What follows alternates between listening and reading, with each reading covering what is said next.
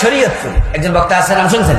লেখাপড়ার অবস্থা খুবই খারাপ, মানে কত যে খারাপ এটা কই আর শেষ করতে পারবো না। এটা এর দোষ না, কারণ সে গরিব মানুষ ছিল, এত গরিব ছিল যে লেখাপড়াই করতে পারে নাই, সে ছাত্র জীবনে রিক্সা চালাইছে। এই দেশের লোকেরা ওয়াজ শোনায় ফটু, হুজুর আরো ওয়াজ করেন, কিন্তু যদি বলে কোরআন হাদিস করেন, তো হুজুর এত ঝামেলার কথা।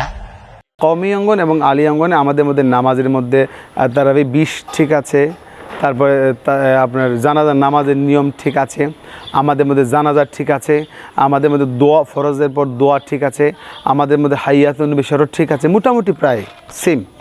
কিছু কয়েকটা দুই একটা জিনিস এদিক সেদিক আছে, কিন্তু তার মানে তো আপনি ওনাকে এমনভাবে বিষয়টা উপস্থাপনা করলেন যে বললেন যে উনি রিক্সা চালাইতো, মানে কোনো হাদিসে জ্ঞান নেই। এবার হেউ প্রতিপন্ন করা একজন আলেমকে আপনি এটা ঠিক অবশ্যই করেননি।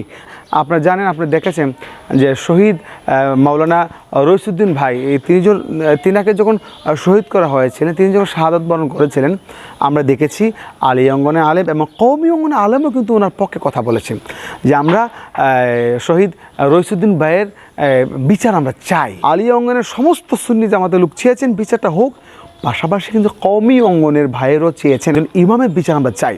সে যদিও সুন্নি গরনার মানুষ, আমরা তার বিচার চাই, অথচ বলছে কি কওমি অঙ্গনের ভাইয়েরা বলছেন। তার মানে আমরা